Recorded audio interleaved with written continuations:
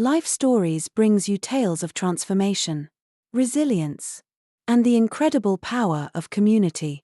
In today's story, we journey to Harmony Springs, a small town once gripped by fear, now standing as a beacon of hope, when former gang members chose redemption over destruction, and townspeople decided to believe in second chances. A movement began, one that would inspire communities far beyond their borders. This is a story of courage, unity, and the profound lessons we learn when we choose to rebuild instead of destroy.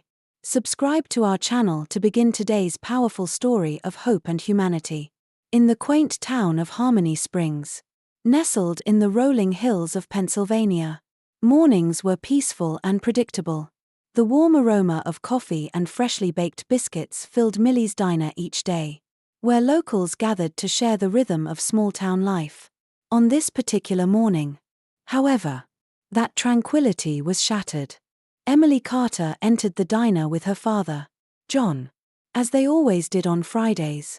Emily, sharp-eyed and graceful, guided John with practiced precision, her hand resting lightly on his arm. John's dark glasses shielded the world from his unseeing eyes, but not from his unwavering dignity. A former Marine decorated with honors, John had lost his sight to an IED years ago. Yet, his back remained as straight as the flagpole in front of the town hall, and his words carried the quiet authority of a man who had faced unimaginable challenges. As they settled into their usual booth, Emily positioned her father's coffee and silverware just so, toast at 1 o'clock. Jam at 3. This ritual was a comfort to them both, a moment of connection in a world that demanded more than its fair share of courage. The morning unfolded as usual, the hum of conversation blending with the gentle clinking of plates, until the distant growl of motorcycle engines broke the stillness.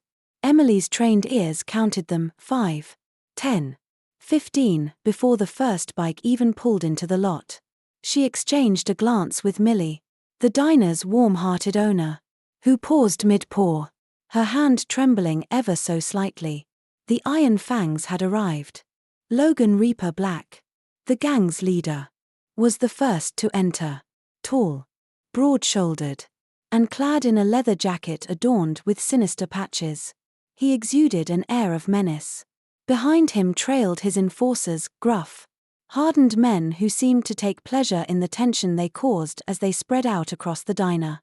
The patrons, regulars all, shrank into their seats, avoiding eye contact and whispering prayers under their breath.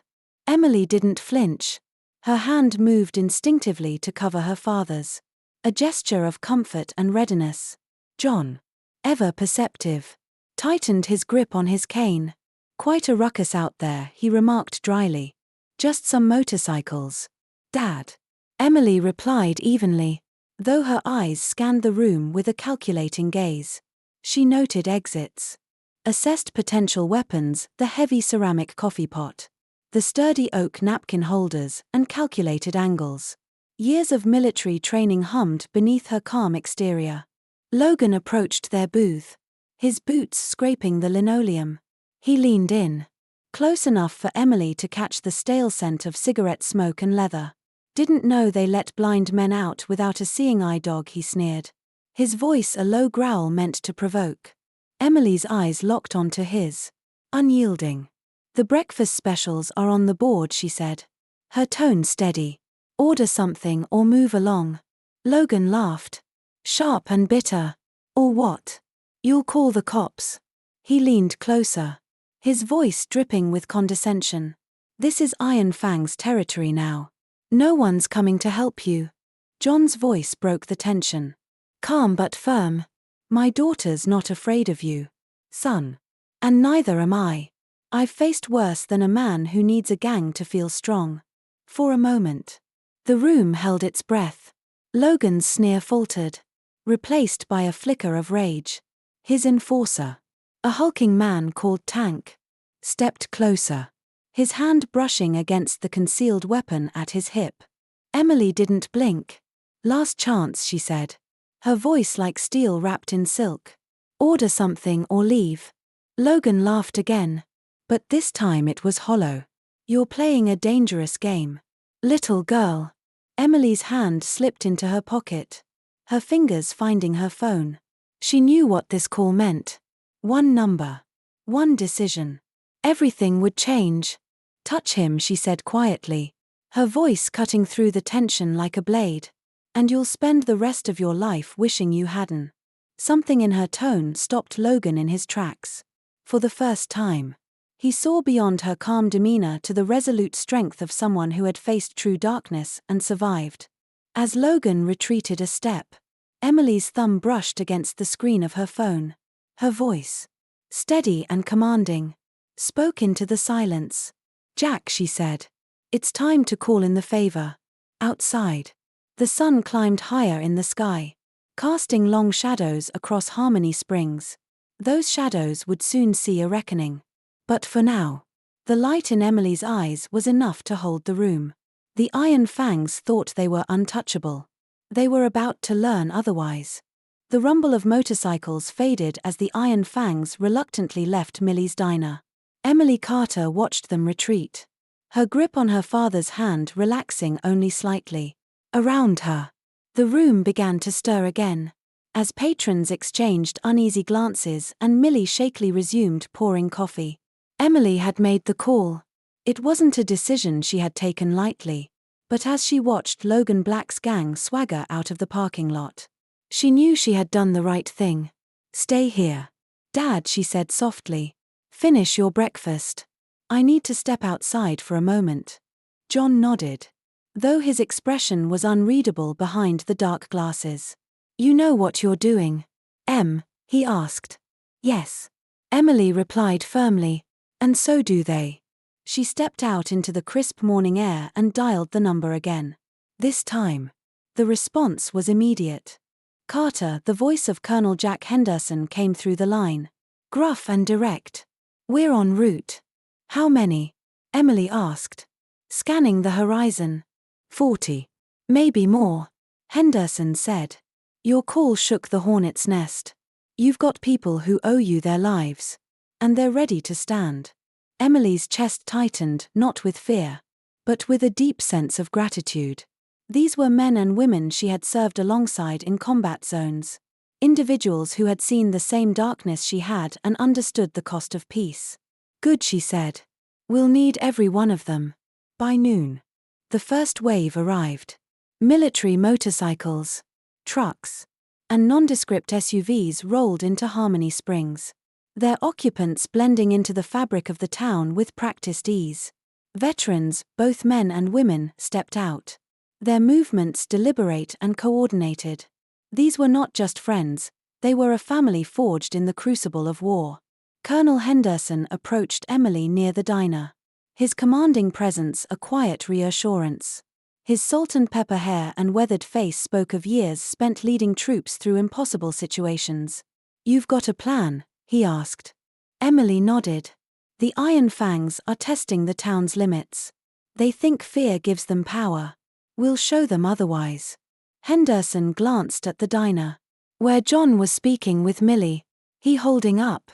He's stronger than any of us, Emily said, a flicker of pride in her voice. Henderson clapped her shoulder.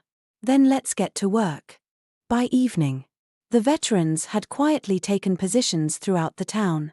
Some lingered in plain sight, sipping coffee at Millie's or chatting with locals, while others scouted exits, marked vantage points, and fortified key areas. The arrival of the veterans did not go unnoticed. Logan's gang had eyes everywhere, and it wasn't long before whispers reached him. They're back at the diner, one of his scouts reported. But they're not just standing around.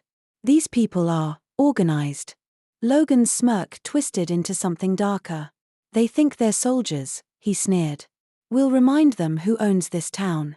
As night fell, Harmony Springs braced for the storm. The veterans weren't just protecting a town, they were guarding a principle, that fear had no place in their home. The next morning, the streets of Harmony Springs were still quiet, but a sense of unease hung in the air. Emily Carter sat by the window of Millie's diner, sipping her coffee and scanning the street outside. The veterans who had arrived the day before moved purposefully through the town. Their presence subtle but undeniable. These were not men and women seeking a fight, they were protectors. Watching and waiting. Emily's phone buzzed. It was Colonel Jack Henderson. "They're testing us," he said without preamble. "Where?" "The outskirts of town," he replied. "Small group. Nothing overt yet. But they're making sure we see them." Logan's poking at the edges. Looking for weakness. Emily's jaw tightened. "He won't find one." Henderson's tone softened. "He's not just testing our defenses, Emily. He's testing the town. He wants to see if fear will take root." Emily glanced around the diner.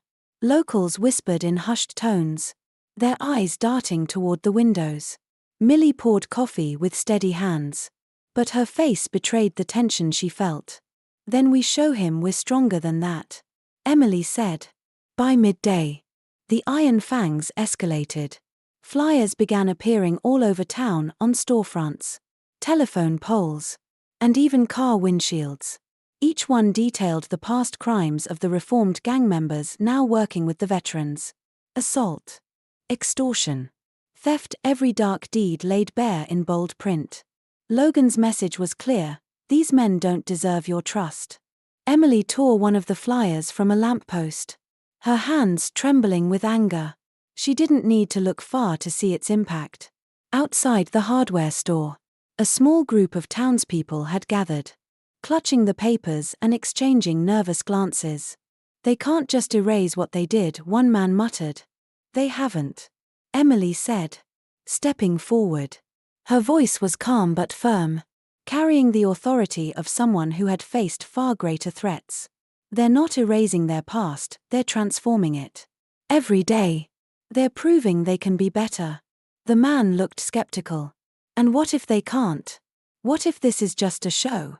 Emily met his gaze. "Then they'll answer for it. But until then, they deserve the chance to prove you wrong." The crowd dispersed. But the seed of doubt had been planted. Emily could feel it spreading, subtle and insidious, just as Logan had intended. Inside the diner, Ghost, a reformed member of the Iron Fangs, sat at the counter, staring at a flyer. His face was pale, and his hands trembled as he held the paper. "It's all true," he said when Emily approached. His voice was barely a whisper. "Every word. And yet you're still here," Emily replied. "That's what matters." Ghost shook his head. "What if they're right? What if people like me can't change?" Emily placed a hand on his shoulder. "You already have, Ghost. But change isn't something you prove with words, it's something you live every day. Let them watch. Let them see who you've become."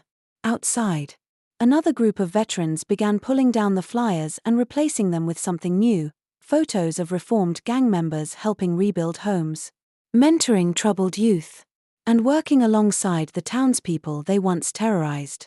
Logan's provocation was working, but not the way he had intended. The following morning, Harmony Springs was a town divided. The flyers Logan Black had plastered everywhere had done their job, stirring unease and reigniting old fears. Some townsfolk were skeptical of the reformed gang members, unsure if their changes were genuine or merely a ploy. Others, however, stood firm, recalling the progress they had seen over the past weeks. Emily Carter could feel the weight of the divide as she walked into Millie's diner. The usual warmth of the place had been replaced by a tense quiet. Even Millie, usually the heart of the diner, wore a strained expression as she poured coffee. Colonel Jack Henderson arrived moments later, his steady demeanor an anchor in the storm of uncertainty. "We need to address this head-on," he said, his voice low but firm. Emily nodded. "Logan's not just testing the town's defenses, he's testing its spirit. He wants to make us question everything we've built." Henderson placed a file on the table. Inside were photos and statements from towns across the country that had fallen victim to gangs like the Iron Fangs. Abandoned storefronts, shattered families, and communities hollowed out by fear. "This is what happens when fear wins," Henderson said, gesturing to the photos. But we're not going to let that happen here. Emily glanced out the window. Where Ghost and Striker, two of the most visible reformed gang members, were unloading supplies for the community center. Their movements were deliberate. Their faces set with quiet determination. They're not just rebuilding a building, Emily said. More to herself than anyone else. They're rebuilding trust. By midday, the town's resolve began to strengthen. In response to Logan's flyers, the veterans and reformed gang members organized a community gathering at the newly renovated warehouse. The space had once been the Iron Fangs clubhouse, a place of fear and violence. Now, it stood as a symbol of transformation. Inside, Ghost took the microphone first. He hesitated, his hands gripping the edges of the podium. Everything on those flyers is true, he began, his voice trembling. I did those things. I hurt people in ways I can't take back. But that's why I'm here, because I can't undo my past. But I can work every day to make things better. His words hung in the air. And for a moment, the room was silent. Then, a small applause began, growing steadily until the entire warehouse echoed with clapping. Next, Striker spoke. 3 weeks ago, I was enforcing for Logan. Today, I'm helping rebuild this town. Not because I've earned forgiveness yet, but because this town gave me a chance. That's more than I deserve. But I'm not going to waste it. Their words resonated. And as the gathering continued, more townsfolk began to share their own stories of resilience. Millie recounted how Ghost had walked elderly customers to their cars at night, while Tom from the hardware store described how Striker had stopped a theft by mentoring a struggling teen. Logan's attempt to divide Harmony Springs had instead highlighted its strength. The community wasn't perfect, but it was united by a belief in redemption. Outside, as the gathering dispersed, Emily stood beside Colonel Henderson. He'll escalate, she said, her voice steady. Henderson nodded. And we'll be ready. Fear might be loud, but hope is stronger. The tension in Harmony Springs reached its peak as the sun dipped below the horizon. Word spread quickly that Logan Black was making his move. Scouts reported increased activity on the outskirts of town, motorcycles gathering in the shadows. Their riders preparing for something big. Emily Carter stood at the edge of the warehouse, her gaze fixed on the darkening horizon. The veterans had fortified key locations throughout the town. But they knew this wouldn't be a battle of brute force. This was about endurance. About proving to Logan and his gang that Harmony Springs was unbreakable. Inside the warehouse, Colonel Jack Henderson reviewed the plan with the assembled defenders. Veterans, reformed gang members, and community volunteers stood shoulder to shoulder. Each face carried a different story of hardship, resilience, and hope. Logan's coming for us tonight, Henderson said, his voice calm and steady. He thinks we're weak because we refuse to fight on his terms. But he doesn't understand our strength isn't in our fists. It's in our ability to stand together. Ghost, now a trusted leader among the reformed gang members, stepped forward. This isn't about us anymore, he said, addressing the room. It's about this town. About proving to every person watching that change is possible. Logan doesn't believe in redemption. But tonight, we show him it's real. The room buzzed with quiet determination as the defenders took their positions. Emily, stationed near Millie's diner, checked her comms. Eyes on the South Road, she reported. They're moving. From her vantage point, she saw them, a long line of motorcycles. Headlights cutting through the night. Logan rode at the front, his posture tense, his gang's remaining numbers flanking him. The sight of their approach was meant to intimidate. But Emily felt only resolve. Hold your positions. Henderson's voice came through the radio. We're not here to fight. Let them make the first move. As Logan's gang roared into the center of town, the atmosphere crackled with anticipation. The defenders held firm, their presence unwavering. At Millie's diner, Ghost and Striker stood side by side, their yellow safety vests visible even in the dim light. Behind them, Millie herself stood with a calm expression, as if daring the gang to disrupt the peace her diner had come to symbolize. Logan dismounted his bike and stepped forward, his smirk shadowed by the dim streetlights. "So this is it," he called out, his voice dripping with derision. "This is the town that thinks it can stand against the Iron Fangs. A bunch of broken soldiers and traitors playing house." No one responded. The silence was deliberate, powerful. Logan's taunts were met not with anger, but with calm resolve.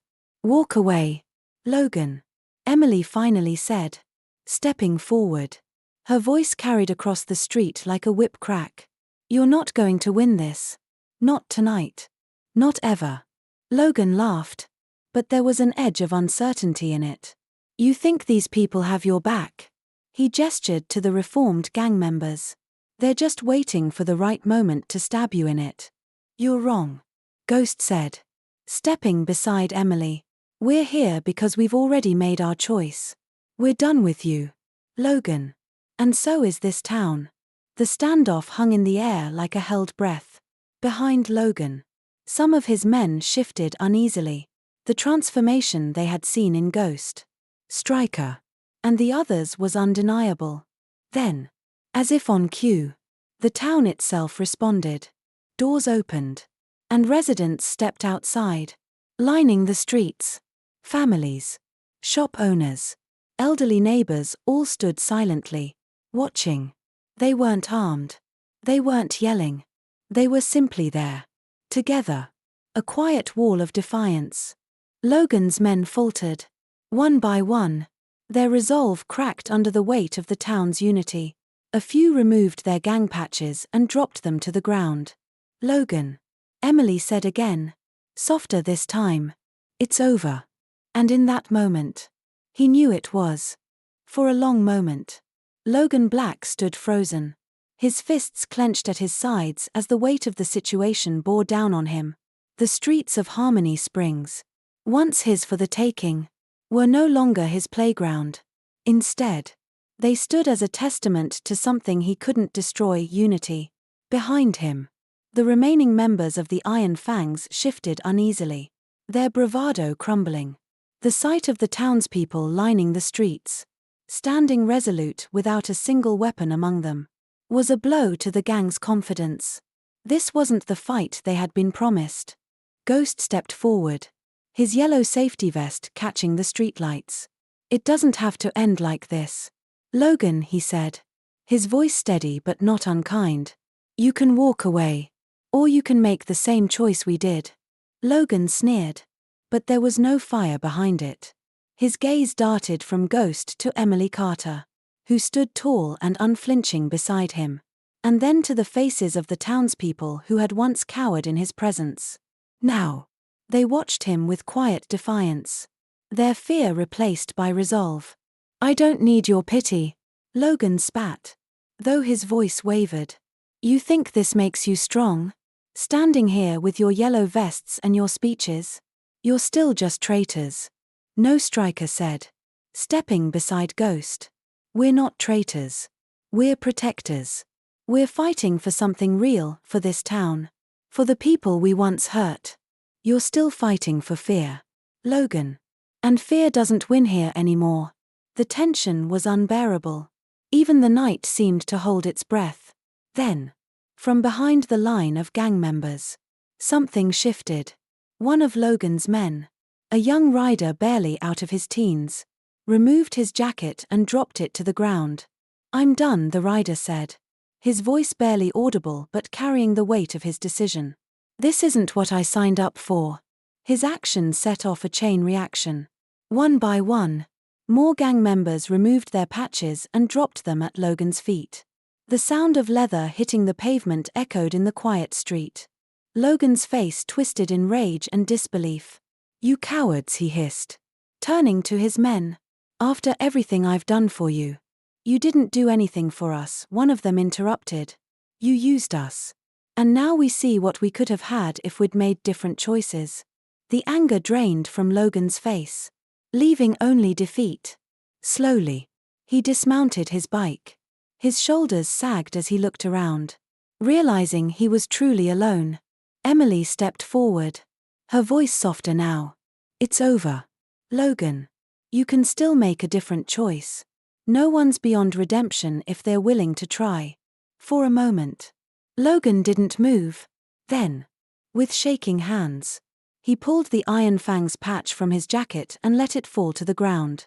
The townspeople exhaled as one. The tension in the air dissipated, replaced by something lighter, hope. Colonel Jack Henderson approached. His presence commanding but not threatening. "Marcus Cross," he said, using Logan's given name for the first time. "You've got two options: walk away and keep running, or stay and start rebuilding. The choice is yours." Logan looked at the patch at his feet, then at the people who had once feared him. Finally, he nodded. "I'll stay." The crowd began to disperse, returning to their homes with murmurs of relief. For the first time in months, Harmony Springs felt truly at peace. Millie stepped out of the diner, a tray of coffee mugs in hand. She handed one to Logan, who accepted it hesitantly. "Here," she said simply. "You look like you could use this." Logan stared at the mug, then back at her, a flicker of something human crossing his face. Inside the diner, Emily and Henderson sat down, exhausted but triumphant. "We did it," Emily said, her voice tinged with disbelief. Henderson nodded. "For now. But the real work starts tomorrow." The morning after Logan's surrender dawned crisp and clear. Harmony Springs seemed to breathe a collective sigh of relief as the town stirred to life. At Millie's diner, the usual crowd gathered. But this time there was a palpable shift in the air. Conversations carried a lighter tone, and the weight of fear that had hung over the town was gone. Emily Carter sat with her father, John, at their usual booth. He sipped his coffee, his posture as steady as ever. But there was a small smile on his lips that Emily hadn't seen in months. Across the room, Logan, no longer Reaper, just Marcus now, sat alone in a corner, staring into his mug of coffee. "I never thought I'd see him here," John said quietly, tilting his head slightly toward Marcus. "Neither did I," Emily admitted, her voice equally soft. "But everyone deserves a chance to change. Even him." The door to the diner opened, and Ghost stepped in, his yellow safety vest slung over one shoulder. He nodded to Emily before walking over to Marcus's table.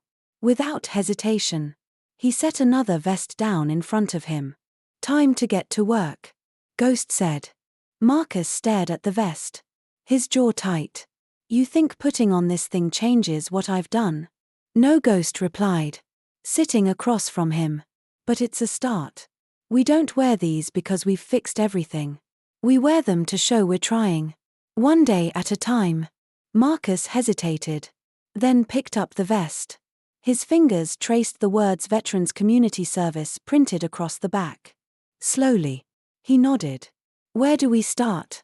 By mid-morning, the reformed gang members were back at the warehouse, working alongside the veterans and community volunteers.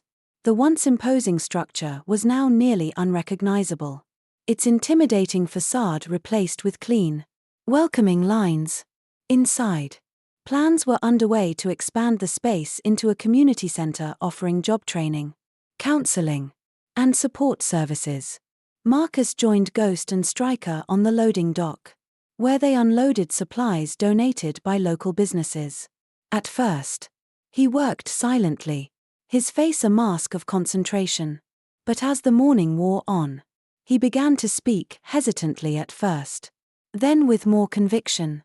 "When I started the Iron Fangs," he said, his voice rough, "I thought I was building something that mattered. A family. But all I did was destroy. I don't know how to fix it." Stryker clapped him on the back. "You fix it by doing this. Every brick we lay, every fence we mend. It's a step forward. Doesn't erase the past, but it builds a future." As the day unfolded, the residents of Harmony Springs began to join the effort. Tom from the hardware store arrived with a truck full of tools, and Millie brought sandwiches and coffee for the workers. Even those who had initially been skeptical now pitched in, drawn by the visible transformation happening in their town. Emily watched from the edge of the lot, a small smile on her lips. Colonel Jack Henderson joined her, his hands in his pockets as he surveyed the scene. "Think it'll stick?" he asked. "It already has," Emily replied. "Look at them. This isn't just about fixing buildings. It's about fixing what we broke together." Henderson nodded. "Still a long road ahead." "There always is," Emily said. "But for the first time in a long time, it feels like we're heading in the right direction." As the sun began to set over Harmony Springs, the warehouse stood as a beacon of hope. Its transformation was far from complete, but its foundation was solid, built on the promise of redemption and the power of community. Harmony Springs became a town in motion. In the weeks following Logan's surrender, the transformation gained momentum. The warehouse, once the Iron Fangs clubhouse, now bustled with activity, serving as a hub of renewal and purpose. Former gang members worked tirelessly alongside veterans and townspeople, their labor not just rebuilding structures but trust as well. At Millie's diner, the rhythm of daily life returned, but with a new energy. Marcus Cross, no longer the gang leader who once terrorized the town, now sat among the regulars. Though his presence still drew wary glances from some, others greeted him with cautious nods. Millie, ever the diplomat, served him coffee with the same warmth she offered everyone else. Emily Carter often found herself at the warehouse, overseeing the program's progress. She watched as Ghost, Stryker, and others led by example, showing new arrivals, former gang members from other towns, that transformation wasn't just possible but essential. One morning, as Emily reviewed plans for the community center expansion, she noticed Marcus lingering by the door. He held a clipboard, his brow furrowed in concentration. "Need help with that?" she asked, stepping over. Marcus hesitated, then handed her the clipboard. "I'm trying to sort out the schedule for the new guys. Ghost says they need structure, but I don't even know where to start." Emily smiled. "You start by asking for help. That's what we're here for." Together, they worked through the list, assigning tasks and mentoring responsibilities. By the time they finished, Marcus's shoulders had relaxed, and there was a faint smile on his face. "Thanks," he said gruffly. "I'm not used to this. Letting people help. That's what makes it work." Emily replied. "None of us can do this alone." As the day unfolded, the ripple effect of Harmony Springs' transformation became increasingly clear. Veterans and community leaders from neighboring towns arrived to observe the program, drawn by stories of how the town had turned fear into hope. Colonel Jack Henderson, ever the strategist, took the lead in sharing their approach. "It's not just about rehabilitation," he explained to a group of visiting officials. "It's about giving people a purpose. These men didn't just lose their way, they lost their sense of belonging. We're giving them a reason to believe in something bigger than themselves." In the afternoon, the warehouse buzzed with activity as a shipment of donated materials arrived. Marcus and Stryker worked side by side, unloading wood and tools while sharing a quiet camaraderie that had replaced the tension of their past. Nearby, Ghost led a group of new arrivals in cleaning up the warehouse's old storage area. One of the men, a wiry figure with tattoos that told their own story, paused and looked around. "Never thought I'd be part of something like this," he said, his voice barely above a whisper. "You already are," Ghost replied. By evening, the warehouse glowed in the fading sunlight, its walls reflecting the determination of those within. Harmony Springs was no longer just a town reclaiming itself, it was becoming a beacon. Emily stood outside with Henderson, watching as the workers packed up for the day. "Word's spreading fast," he said. "More towns want to replicate this." Emily nodded. "Good. They should know it's possible." As the stars emerged over Harmony Springs, the air was filled with laughter and conversation. The town had not only survived but had become stronger, and the ripples of its change were reaching far beyond its borders. Despite the progress in Harmony Springs, not everyone embraced the transformation with open arms. The wounds inflicted by the iron fangs were deep, and some scars had yet to heal. While many in the town had come to see the reformed gang members as contributors, others remained skeptical, watching from a distance and waiting for them to falter. Emily Carter sensed the tension building during a town council meeting held to discuss the expansion of the warehouse's rehabilitation program. The room was packed, the air thick with the weight of competing emotions. On one side sat business owners and families who had suffered under the gang's reign. On the other, veterans and reformed members who had spent months proving their commitment to change. Richard Palmer, a prominent businessman in the town, stood and cleared his throat. "I want to believe in this program," he began, his voice calm but firm. "But believing doesn't erase the past. My store was vandalized. My family threatened. Now you're asking me to welcome the same men who did it." There were murmurs of agreement from the crowd. Palmer's words echoed the fears many still held. Before anyone could respond, Ghost stood, his yellow safety vest a stark contrast to his tattoos and weathered face. "Everything you just said is true," he admitted. "We did those things. And we can't take them back. But we're not asking you to forget, we're asking you to see who we are now." The room fell silent. Ghost's words were raw, his voice heavy with regret and resolve.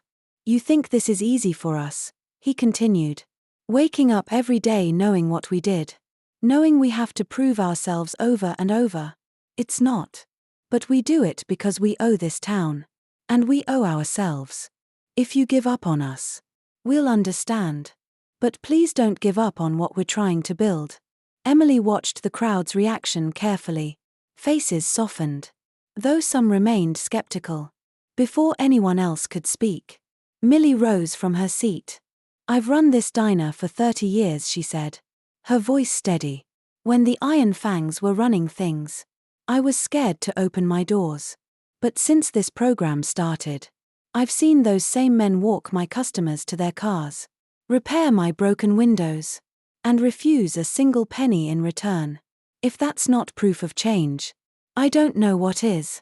The murmurs grew louder, shifting from doubt to tentative agreement.